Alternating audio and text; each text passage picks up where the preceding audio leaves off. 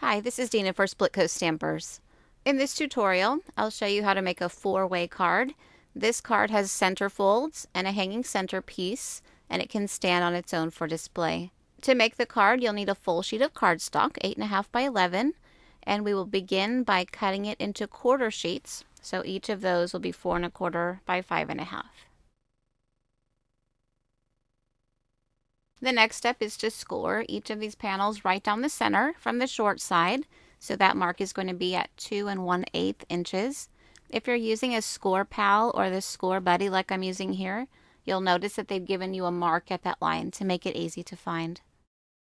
To make the center opening and the hanging piece, you'll need 2 dies that nest together.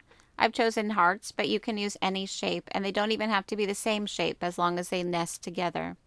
For this step, we're going to use the larger die first. So position it on the first panel and hold it in place with a Post-it note. You don't want to use any adhesive that's stronger than that because you won't be able to remove it later without tearing.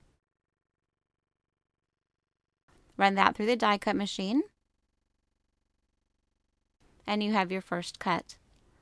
Remove the cut piece, but keep the die in place because this piece will be your template for the other panels. To cut the next panel, just line the 2 panels up with the die on top.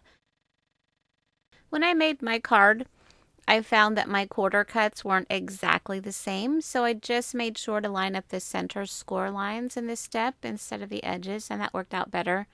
That actually works out fine in the end, and you can make any necessary trims later.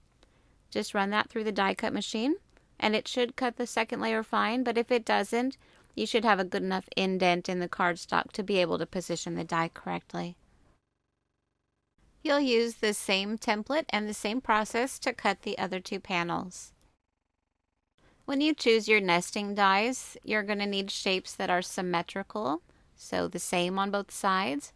And I find it easiest to line up shapes that have some kind of a center point at the top and bottom, like maybe a label or this heart that I've chosen, or a diamond shape, even an octagon, something that has a really obvious fold line and points at the top and bottom. You can see here how delicately I'm removing that Post-it note from the panel. After 4 runs through the die cut machine, it really does start to embed into the paper a little bit. I tried first with washi tape and I ended up tearing my panel. So I'll recommend again the Post-it note. It held in place just fine and it didn't tear when I pulled it off. So I've got all my card pieces cut, and now I need to cut the pieces for the center of the card. You can really get the most out of your cardstock by cutting the smaller shapes out of the larger shapes, but you might like the contrast of patterned cardstock too, so that's totally up to you. If you use patterned paper for your center pieces, remember that you'll need to score them down the center. If you use the cut pieces, they're scored already. Each of those center pieces is going to need a good crease on the score line. I use this side of my stylus to do that, but a bone folder would work, or your thumbnail if that's all you have handy.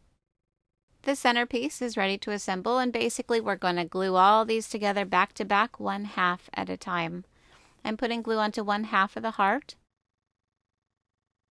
and then I'll attach the next piece, lining up the edges and the score line. And then I'll continue with the next piece until there's only one side remaining to complete the whole piece. I really recommend a good liquid glue for this so you have some wiggle room to align the pieces really well. I use tacky glue for just about everything. Once you've got all the pieces together, fold them back so you have all the score lines together in a straight line. And you're going to run a line of glue right down the center of the piece that will hold all those center score lines together. I've cut about a 6 or 7 inch piece of twine, and I'm going to hold that into the glue until it sets up a little bit. Just sort of center it on the piece. It doesn't have to be perfect.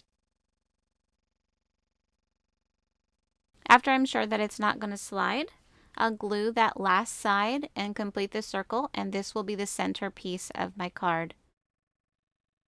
If your twine shifts after you close up the center piece, you should still be able to center it back by wiggling it into the middle.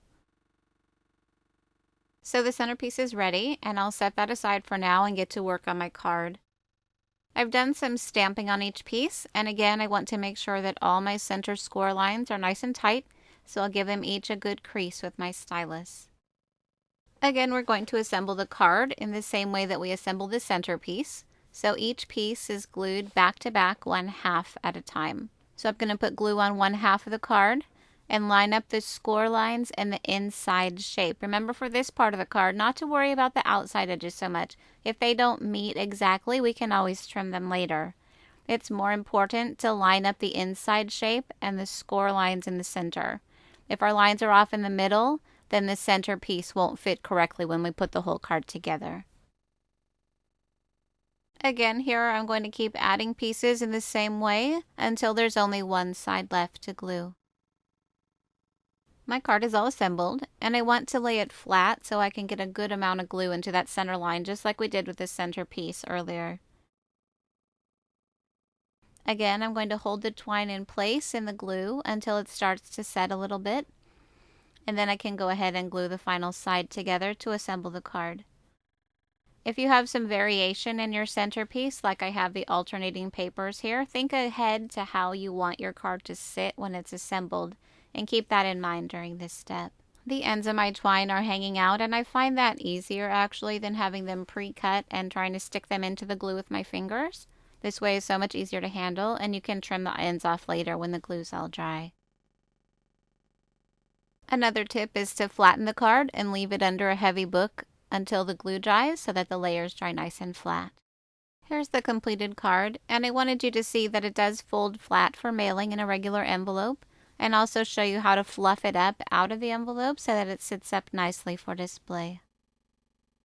Also, you don't want to go overboard on embellishments, but you can see that I've added a few here, a bow and some sequins. Anything you would put on a regular card front can work, as long as it doesn't interfere with the way the card opens. I wanted to show another variation. For this card, I just used 2 panels in the center. I wanted to use a painted panel, and I didn't want to fold it in half. So for this card, the assembly is the same for the card portion, but for the centerpiece, I just sandwiched the twine between 2 layers of watercolor paper, and I didn't make any score lines or folds. As usual, I hope you'll give this card a try and share your ideas in the Split Coast Gallery. Thank you so much for watching.